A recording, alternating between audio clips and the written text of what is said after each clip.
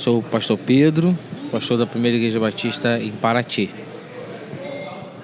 Sou o pastor Dario, sou pastor da Primeira Igreja Batista em Brasilândia, São Gonçalo. Pedi para vocês começarem contando a experiência de conversão de vocês. Ou se vocês nasceram num lar evangélico, como é que foi? Eu nasci num lar evangélico, meu pai era pastor. Tomei a minha decisão ao lado de Jesus aos 7 anos de idade, numa série de conferências. Naquela época, quando havia as séries de conferências das igrejas, numa noite fria do mês de julho, e foi nesse ambiente que eu tomei a minha decisão de receber a Jesus como Salvador.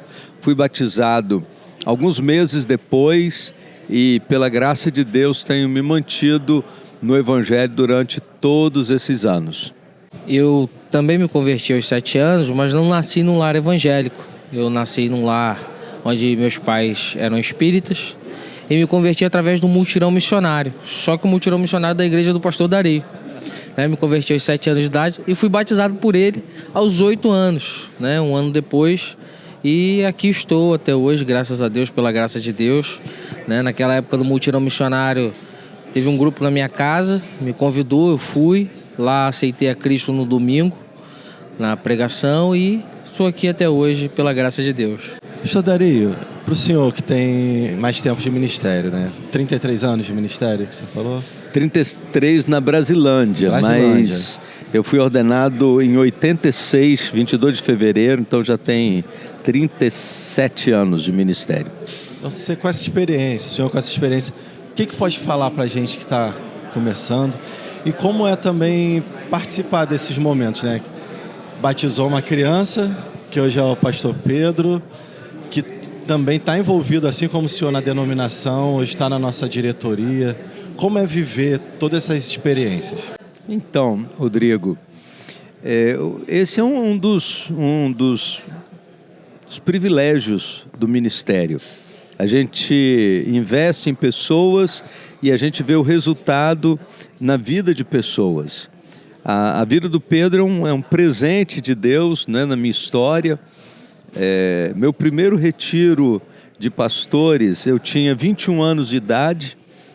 O primeiro retiro foi em 86 e durante todos esses anos eu tenho frequentado esse ambiente muitas vezes. E hoje poder estar aqui no retiro junto com Pedro, um filho na fé, isso tem uma importância muito grande, porque é o retrato de que vale a pena a gente investir em pessoas. E quando a gente investiu na vida do Pedro, a gente não podia nem imaginar que um dia o Pedro seria chamado para o ministério. O que a gente fez de investimento foi pelo fato dele ter tomado a decisão lá de Jesus, uma criança do bairro, como ele mesmo disse, vindo de um ambiente familiar muito conturbado por conta da religião que os pais professavam. E quando ele tomou a decisão e chegou em casa e disse em casa que ele agora era crente, a mãe dele foi até o gabinete e disse para mim de uma maneira muito clara: a partir de agora, o senhor é responsável por tudo que acontecer com Pedro, numa tentativa de ameaça de cunho espiritual mesmo, colocando diante de mim a responsabilidade com a vida espiritual do Pedro naquele momento da história. E nós louvamos a Deus porque a igreja o abraçou, Pedro se manteve firme a despeito das dificuldades que enfrentava no seu ambiente familiar. E aí, hoje a gente vê o Pedro pastoreando, Pedro na liderança da denominação.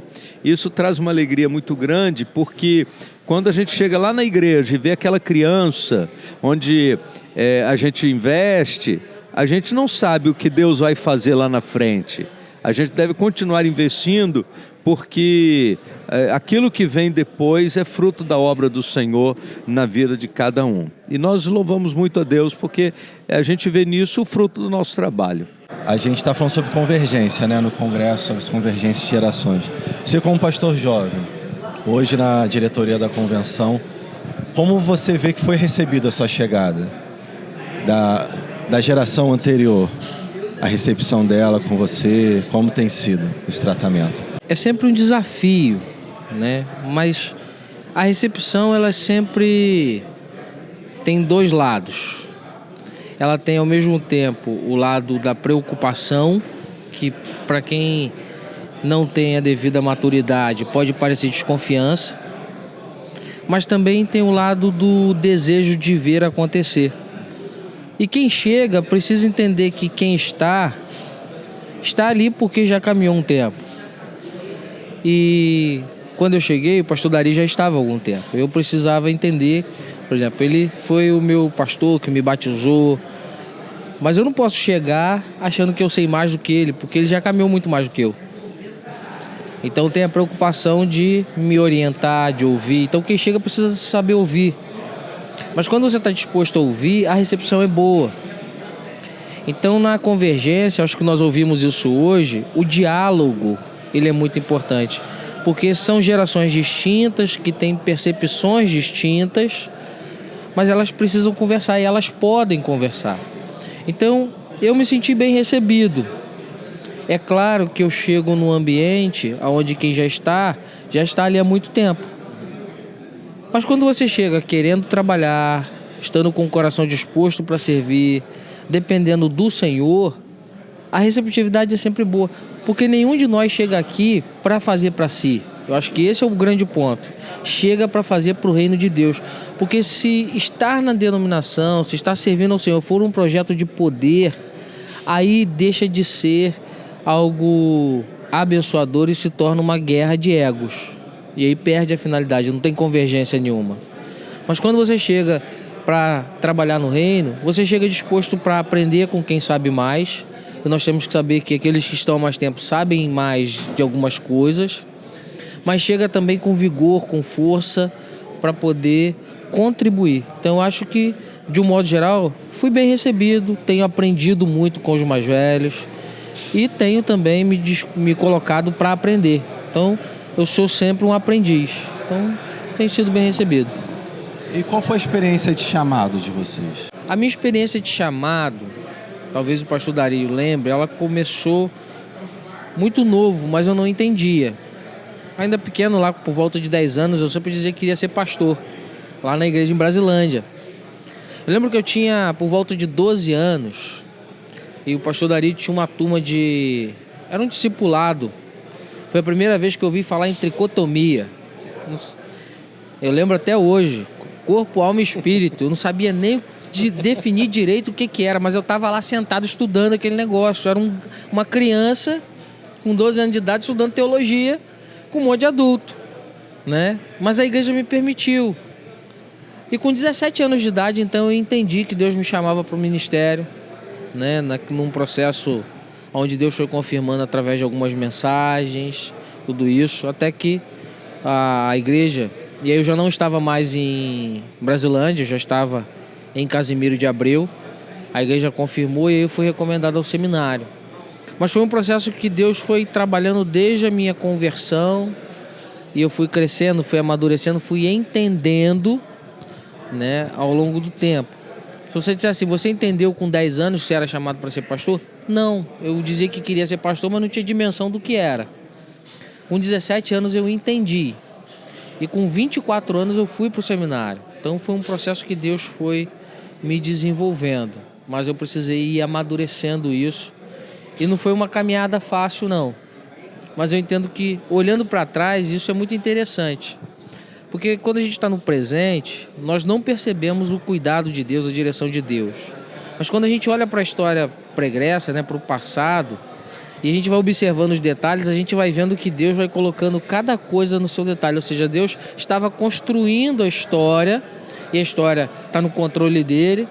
E aí você fala assim, Deus já estava preparando. A gente só não sabia, ou não conseguia entender porque nós não temos o controle da história. Mas foi, resumidamente, assim. Então, as coisas na minha vida aconteceram sempre de maneira muito precoce. Eu tomei a minha decisão aos 7 anos de idade, muito cedo, e era muito comum nas famílias antigamente as pessoas perguntarem: o que você vai ser quando crescer? E ainda criança eu dizia: eu vou ser pastor. E às vezes o meu pai estava lá reunido com os adultos na sala, porque na nossa época criança não ficava na sala, né? A criança às vezes era chamada até a sala, e o meu pai me chamava para que eu pudesse dizer para os convidados dele. E geralmente quando eu chegava na sala, o meu pai perguntava: Dario, o que você vai ser quando crescer? E eu falava: pastor. Mas eu não sabia exatamente o que era que eu estava falando.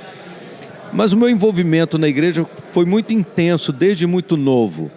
E aos 14 anos de idade, eu preguei o meu primeiro sermão na igreja, no mês da mocidade. Antigamente tinha, no mês de agosto era o mês da mocidade, então eu preguei o meu primeiro sermão.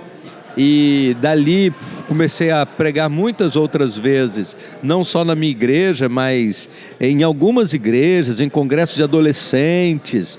E com esse processo, as coisas foram se confirmando, e quando eu terminei o 2º grau, com 17 anos, eu fui direto para o seminário. E quando cheguei no seminário, o pastor Ebenezer Soares Ferreira, que era o reitor do seminário na época, ele disse que não iria aceitar a minha matrícula porque eu era muito novo. Eu não tinha 18 anos ainda. E eu não discuti com ele, apenas peguei uma carta e coloquei em cima da mesa, que estava na minha pasta. E ele disse: o que é isso? Eu falei assim: é a carta de recomendação da minha igreja. Ele abriu, leu a carta. A sua igreja confia em você, né, rapaz? Eu disse: pois é, pastor, eu estou aqui por causa disso, a igreja me recomendou. Ele disse: eu vou aceitar a sua matrícula, mas eu vou ficar de olho em você, porque isso aqui não é lugar para criança, não. E foi assim, eu fiz o seminário muito cedo. Aos 21 anos eu fui ordenado, e estamos aí na vida ministerial durante todos esses anos. Eu sou o pastor Marcos Luiz Lopes, sou pastor da Primeira Igreja Batista em Saracuruna, lá em Duque de Caxias, e tenho sido o atual presidente da Ordem dos Pastores Batistas Fluminense. O senhor falou que o senhor é o atual presidente da Ordem dos Pastores Batistas Fluminense, mas é a primeira vez, pastor? Não, Deus já me deu a honra de ter sido presidente da Ordem outras vezes, também fazer parte da diretoria da Ordem, bem como também presidente da Convenção Batista Fluminense e membro da diretoria da própria convenção também. Qual a importância desse trabalho da Ordem hoje aqui no nosso estado? O trabalho da Ordem dos Pastores é de congregar, de cuidar, de capacitar cada pastor batista do campo fluminense. A gente saiu da pandemia agora há pouco, né? A Ordem esteve muito presente na vida dos pastores, né? Qual foi a importância também desse trabalho? Como é que foi dado? Esse período pandêmico, então, ele foi extremamente desafiador para a nossa Ordem. Primeiro porque a gente teve mais de 90 pastores que perderam as suas vidas. E a gente precisou assistir naquele momento do luto essas famílias que ficaram sem o seu maior provedor também, além de assistir muitas igrejas. Mas no período pós-pandêmico também, a gente precisou ainda continuar assistindo muitos pastores no viés social, porque muitas dessas igrejas nunca mais voltaram a ter o mesmo número de membros, nem mesmo a mesma condição financeira, e a gente até hoje precisa dar essa assistência aos nossos pastores, bem como também uma assistência espiritual, emocional, tratando realmente o pastor como um ser integral. E esse congresso que nós estamos participando aqui, o que o senhor tem achado? Qual foi a ideia dele? Qual foi a ideia que a diretoria, junto com o pastor Bruno, teve para esse congresso? Dentro do tema, de tudo. O congresso de 2023, para nós, é uma retomada da nossa convivência, da nossa comunhão, do nosso compartilhar, algo que estava fazendo muita falta para nós por conta do período pandêmico, e no último ano de 2022, com quanto a gente tenha retomado o nosso congresso presencial, mas havia ainda uma incerteza com relação a estarmos juntos, e isso ainda não trazia algum risco para a nossa saúde. Então, o ano de 2023 é a retomada realmente do nosso congresso, tanto é que nós tivemos aí quase 400 inscrições. No culto dessa noite tivemos aí a presença de mais de 500 pessoas no rotativo aqui, e é por isso que nós pensamos nessa questão da convergência. Convergir é a gente estar indo para um ponto em comum.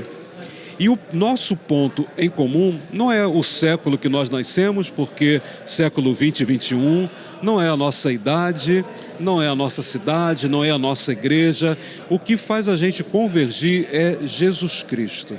E uma vez que nós somos levados a essa convergência através de Cristo, nós estamos também chamando os pastores para uma convergência de unidade das gerações. Fato é que nós, os pastores maduros, nós estamos passando e precisamos então entregar esse bastão, entregar o cajado para uma nova geração que vai continuar a obra quando nós não estivermos mais aqui.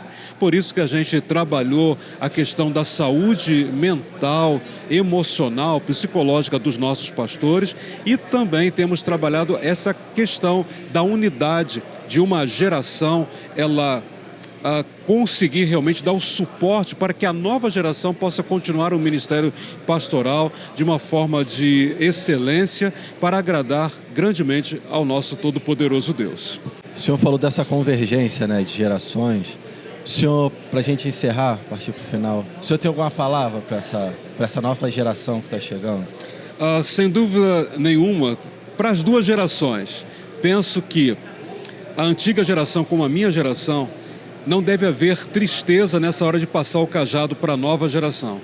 Precisa haver uma alegria de que a gente bem cumpriu a nossa missão e agora a gente entende que é hora de passar o cajado, capacitando o novo obreiro para que ele possa, inclusive, ser melhor do que a gente. E ao novo obreiro, que ele jamais fique encabulado, que jamais ele se deixe ser ridicularizado, mas que ele entenda que ele é um homem de Deus, chamado por Deus, capacitado por Deus, e que ele há de fazer um grande ministério para a glória desse Deus, se ele não se afastar do centro da vontade do Senhor, onde haverá bênçãos indeléveis para a sua vida, para a sua família e para o seu ministério.